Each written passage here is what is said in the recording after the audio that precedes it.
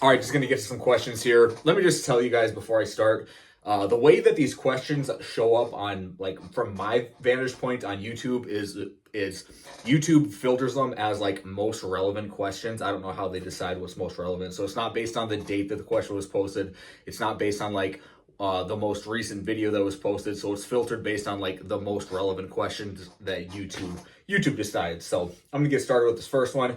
I'm just gonna read down the list and answer them. So first question says, I do steady state conditioning with the Aerodyne bike about 2 times per week. I sprint 2 to 3 times per week. Can the Aerodyne work potentially rob me of my twitchiness and snappy elastic qualities in sprinting? So this is where the interference effect comes in. And so obviously, so a few things to point out here is it depends on like how well trained you are. And then it also depends on like which stimulus, because these are 2 conflicting stimuli, right? Aerobic work and like max reactive strength, power output, sprinting speed, right? These are conflicting tasks, right? So remember, whichever stimulus is like the most frequent or the most potent, that's going to pull the greatest amount of adaptation that's going to be induced to your body. So like if your steady state conditioning work is like 60 minutes, 90 minutes long, and your sprinting work is only 30 minutes, like if your sprint work is even though it's like really high intent, but you're only doing like 3 to 4 reps of, let's just call it a 10-yard fly with a 20-yard build, even though that's really quality sprinting work, that might not pull the greatest amount of adaptation because you're getting a stimuli from two conflicting tasks there. So you just have to remember, like, whichever one is the most dominant stimulus, that's going to pull the greatest amount of adaptation. So it's like always, it's always going to depend on the dose that you're prescribing. But I would think if you're doing steady state conditioning on the Aerodyne bike, let's just say you're doing 20 to 30 minutes, 2 times per week, and it's true steady state, like zone 2, maybe a little bit of zone 3 cardio, it's probably not going to interfere too much of your 3 times frequency sprinting work, especially if you're putting more intent and you're just like, you care about the sprinting more. So that's my answer there. So next question. When you do pull-ups, are you focusing on just going from point A to point B, or are you actively thinking about pulling with your elbows following the arm is a hook analogy? So I'll answer this in 2 ways. So when I train, I'm just thinking about pulling myself up from point A to point B. When I'm coaching somebody, I like to use the cue elbows to rib cage when they're doing pull-ups. Any sort of pulling, dumbbell row, I say hand to armpit. But yeah, pull-ups, if I'm coaching somebody, especially if it's like a not very strong kid or not very athletic kid, I do like to say elbows to rib cage, try to get them to cue a good vertical pull motor pattern. So, all right, next question. I like jump testing for readiness, but what would your preferred metric be to use if you don't have a force plate and only a jump mat? Also, what parameters would you set up to ensure valid results? Jump strategy may change with jump height staying the same, etc. Yeah, that's a good question. So if you only have a jump mat, well, I know jump mats, I'm pretty sure most jump mats you can measure RSI. So RSI might be a good kind of like adjustment to jump height. You set the box height that they're going to drop off. You standardize it to 24 inches, 28 inches, whatever it is. Just make sure it's a consistent jump height, and then test RSI periodically once or twice a week before your training session. So that's one thing you could do if you have a jump mat. The other modification I would make, and this is a non-counter movement jump. So hands on hips, maybe. Hands on hips, it's a squat jump. You tell them to squat down, pause, 1, 2, 3 Mississippi, jump as high as you can, eliminate that counter movement as much as possible. And that kind of sets the parameters in itself if you do something like that. So it's going to take out some of the other variables that might be at play that influence jump height. So hopefully that answers the question. What apparatus tech are you using to measure your bar velocity on your Olympic lifts? OVR. I use the OVR VBT device. I have a discount link. It's in the link of the description below. If you want to get any sort of OVR product, I have a discount for. So check it out. They got the speed gates, they got the jump system, and they got a VBT device. I recently added sprints back after watching you. I want to know your opinion on how I can decrease my first 10-yard split. I feel very slow at the start. Technique feels good, but I feel like I am missing something. Again, it depends. Like, how trained are you? Few things that are going to help is just adding more volume of 10 to 15 yard acceleration sprints. You can do a lot of 10 yard, 15, and maybe even 20 yard sprints, like high effort sprints. You can do a lot of them in a session, and it's not going to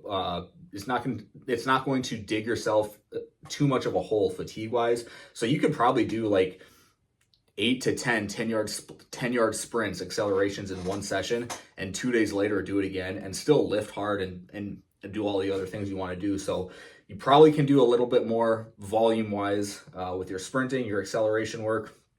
I would say get stronger, incorporate a lot of heavy squats, incorporate a lot of heavy Olympic lifts, a lot of plyometrics too. Just kind of do all the training that you're probably already doing, just maybe up the frequency of the 10 yard splits. Really work on getting strong. Yeah.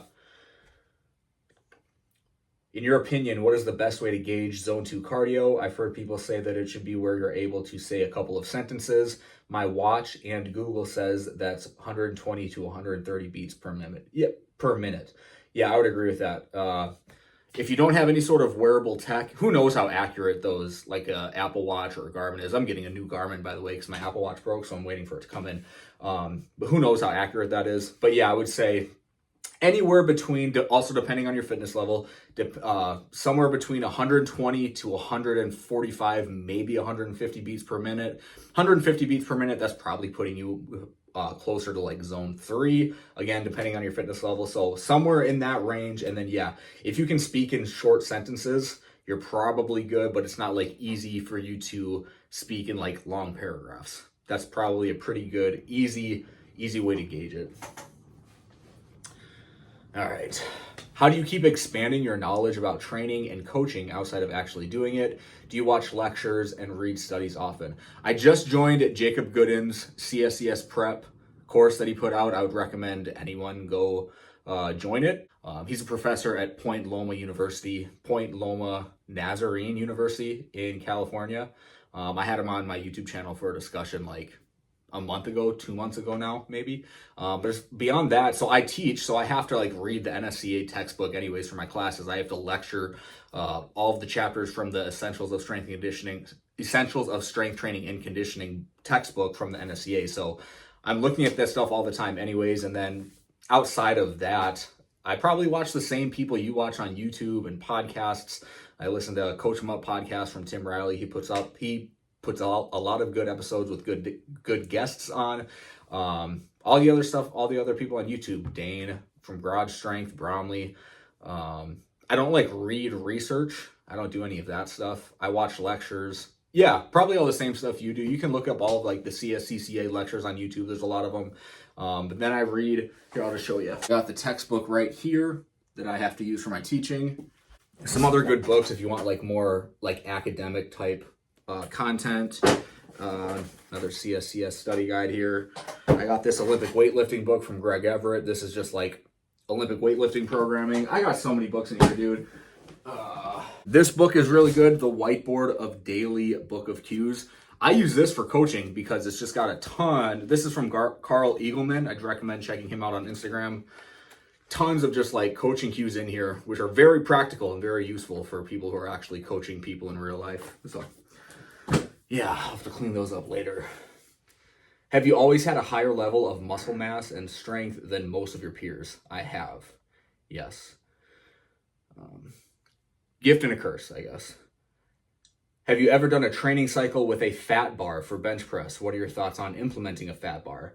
I don't have a fat bar, but I have fat grips. I've never done like a full training cycle with them, but I have implemented blocks of training 4 to 6 weeks where I'm benching with the fat grips and using the fat grips for other exercises too. I think it's a good idea. What do you think about the Grayskull LP variants thereof as a beginner program instead of the starting strength novice linear progression? I'm running it now and I really like the AMRAP sets.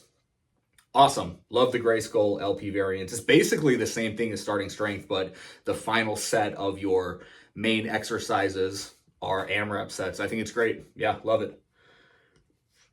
Do you think old Russian skill-focused Olympic lifting programs can be effective athletic development?